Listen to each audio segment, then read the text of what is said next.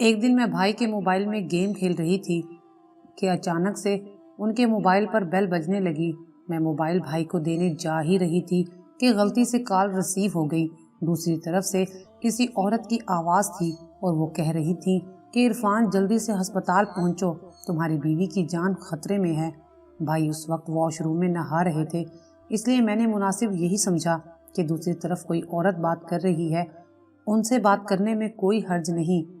میں نے جیسے ہی موبائل کان کے ساتھ لگا کر ہیلو کیا تو دوسری طرف سے آواز آئی، میں لیڈی ڈاکٹر تہمینہ بول رہی ہوں، کیا یہ عرفان کا نمبر ہے؟ میں نے ہاں میں جواب دیا تو وہ کہنے لگی، جلدی سے آپ میری بات عرفان سے کروا دیں کیونکہ ان کی بیوی نے ایک مردہ بچے کو جنم دیا ہے اور ان کی جان خطرے میں ہے۔ ان کی یہ بات سنتے ہی میرے پیروں تلے سے زمین نکل گئی، کیونکہ بھائی تو ابھی تک کنوارے تھے، انہوں نے شادی نہیں کی تھی، پھر یہ کیسے ہو سکتا تھا؟ اتنی دیر میں بھائی واش روم سے باہر آ گئے اور میں نے موبائل بھائی کو تھما دیا۔ بھائی بھی اس لیڈی ڈاکٹر کی بات سن کر چونک سے گئے۔ بھائی نے انہیں بتایا کہ میری شادی نہیں ہوئی، کسی نے آپ کو غلط نمبر دیا ہے، مگر دوسری طرف سے لیڈی ڈاکٹر صرف یہی کہہ رہی تھی کہ آپ جلدی سے ہسپتال آ جائیں، آپ کی بیوی بار بار آپ کا نام لے رہی ہے اور یہ نمبر بھی انہوں نے دیا ہے، اگر آپ نہ آئے تو آپ کی بیوی کی جان جا سکتی ہے۔ بھائی پریشانی میں جلدی سے ہسپتال پہنچے۔ پہلے تو انہیں ایک مردہ بچہ دیا گیا کہ اس کی تدفین کا کوئی بندوبست کریں، مگر جب انہوں نے وہ لڑکی جا کر دیکھی جسے ان کی بیوی بتایا جا رہا تھا، اس کو دیکھ کر بھائی کی تو جان ہی نکل گئی، کیونکہ وہ تو… میرا نام سائمہ ہے، میرا تعلق ایک غریب گھرانے سے تھا، میرے والد رنگ ساز کا کام کرتے تھے، عرفان میرا بڑا بھائی ہے۔ میری پیدائش کے 2 سال بعد ہی میرے والد فوت ہو گئے تھے، تب سے ماں نے ہمیں ماں اور باپ دونوں بن کے پالا تھا۔ ماں صبح کے وقت گھروں میں کام کرتی اور شام کو گھر بیٹھ کر سلائی کا کام کرتی تھی۔ ماں نے بڑی مشکل سے عرفان بھائی کو پڑھایا تھا۔ ہماری ساری امیدیں اب انہی سے وابستہ تھیں۔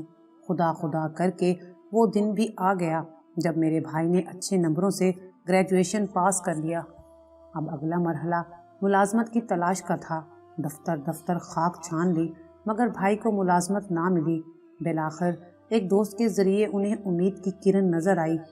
بلال عرفان بھائی کا بہت اچھا ساتھی اور دوست تھا، ان کا بچپن ایک ساتھ ہی گزرا تھا۔ وہ ایک ہوٹل میں استقبالیہ کلرک تھا۔ بلال بھائی کو بیرون ملک جانے کا بہت شوق تھا۔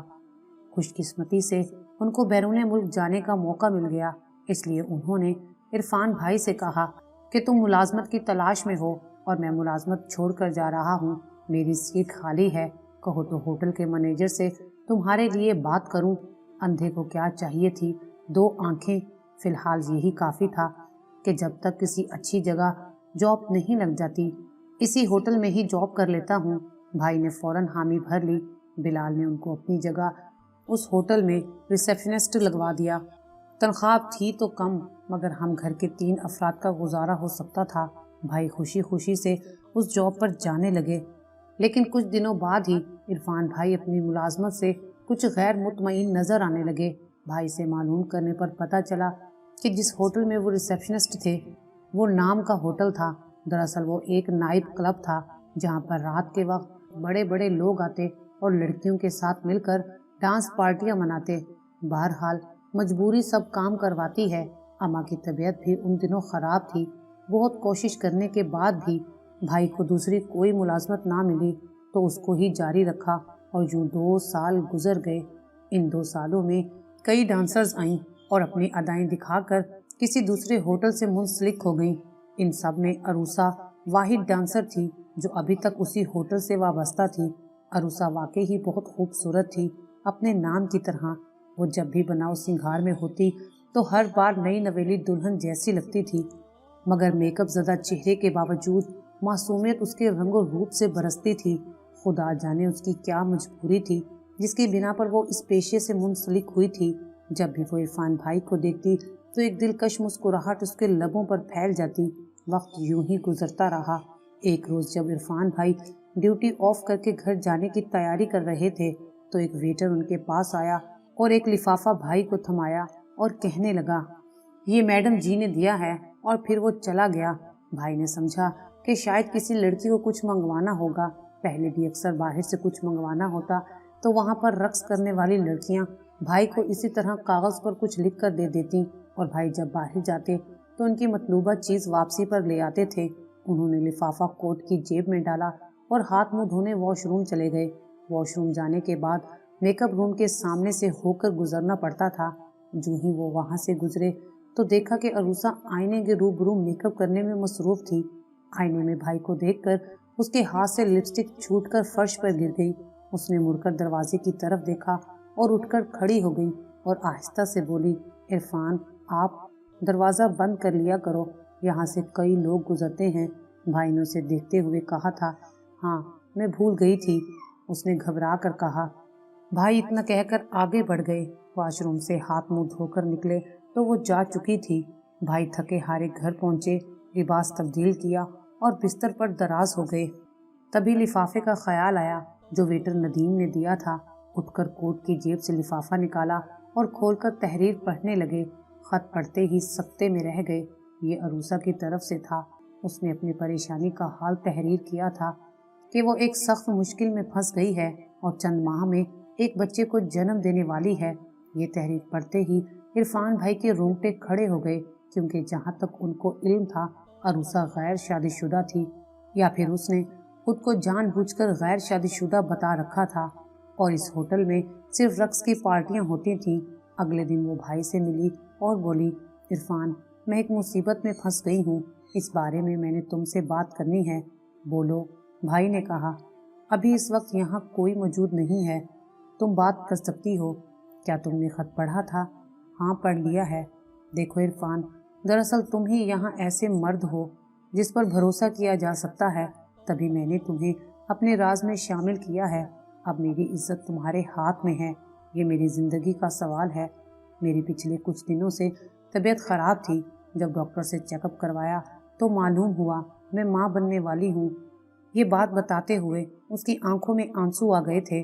भाई तो जैसे पत्थर का होकर रह गए थे। मगर मुझसे गलती हो गई है, मैंने अस्पताल में इस बच्चे के वालिद के नाम की जगह तुम्हारा नाम लिखवा दिया है। अगर ऐसा ना करती तो मेरी जान को खतरा था। ये सुनना था कि भाई सख्ते में आ गए और कुछ कह ना पाए थे कि वहाँ कुछ ग्राहक आ गए और अरूसा अपने रूम में चली गई। भाई का ये दिन बड़ी मुश्किल और परेशानी में गुजरा। अरूसा उस रोज़ होटल से जल्दी चली गई और भाई ने घर आकर अपने वजूद को बिस्तर पर गिरा दिया। तमाम रात परेशानी में गुजर गई। अम्मी ने लाख पूछा कि क्या बात है, मगर वो कुछ ना बता सके। दूसरे रोज़ होटल गए, पता चला कि अरूसा कुछ माह की छुट्टी पर चली गई है। इरफान भाई हमेशा अरूसा के साथ एहतराम से पेश आते थे। वो उसको एक अच्छी लड़की समझते थे। जहाँ लोग इसको आर्टिस्ट कहते थे, वो भी आर्टिस्ट के तौर पर इज्जत करते थे। ताहम उस लड़की ने मेरे भाई के शरीफाना बर्ताव से नाजायज़ फ़ायदा उठाया था। इस शराफत के बर्ताव को उसने ब्लैकमेल किया और कैश करने की कोशिश की। भाई ने सोचा कि जाकर मैनेजर को सब कुछ बता दें, फिर इस ख्याल से बाज रह गए कि ऐसा करने से कहीं वो खुद ही बदनामी की दलदल में ना फंस जाएं।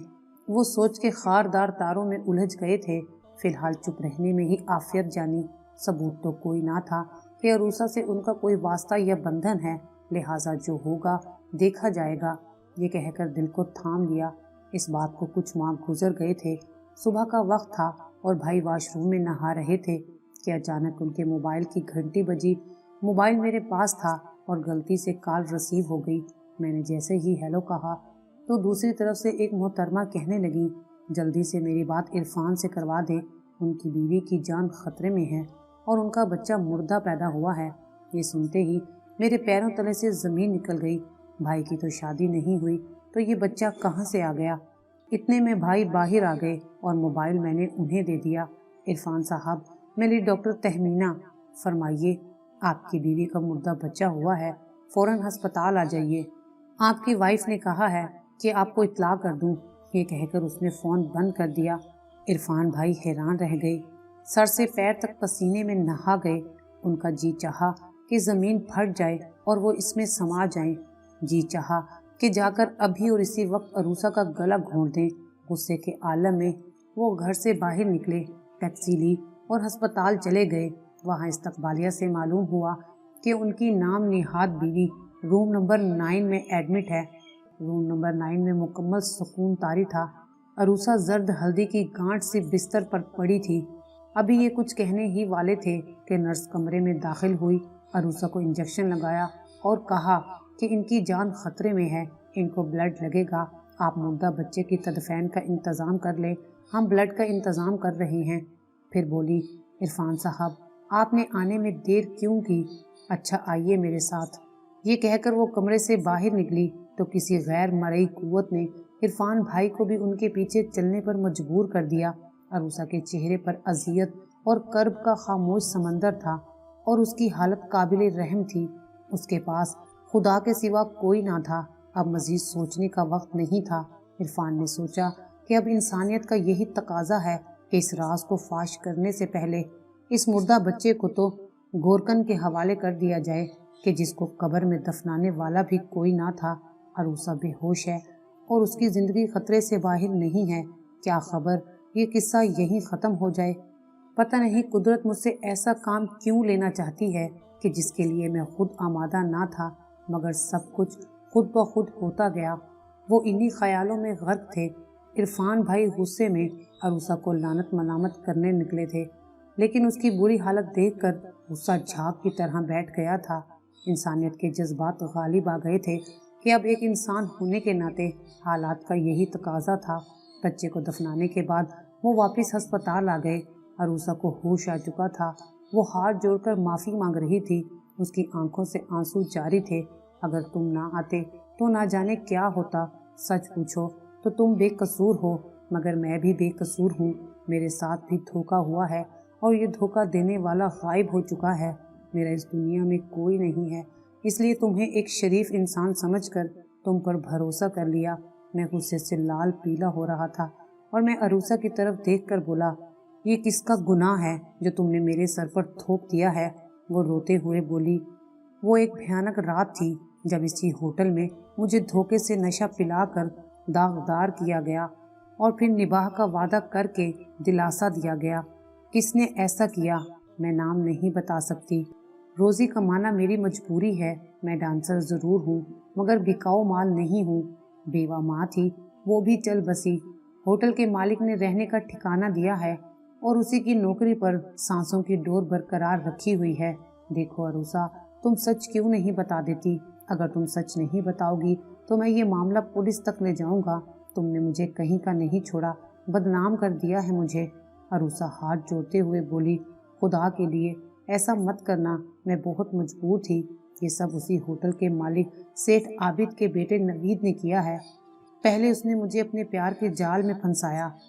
मैं इस तरह उसके काबू में ना आई तो एक दिन उसने मुझे नशे आवर चीज़ खिलाकर मेरी इज्जत लूट ली और अब वो हमेशा हमेशा के लिए दुबई चला गया है। अगर सब पर ये राज खुल गया तो मैं कहाँ जाऊंगी? तुमसे इल्तिजा है कि इस राज को राज रखना। एक मजबूर लड़की पर एहसान करना, अल्लाह ताला तुम्हें इस नेकी का अजर ज़रूर देगा, क्योंकि अल्लाह पाक किसी की नेकी को रायगा जाने नहीं देते। अच्छा तो अब तुम मुझसे क्या चाहती हो? आप अस्पताल का बिल अदा कर दे।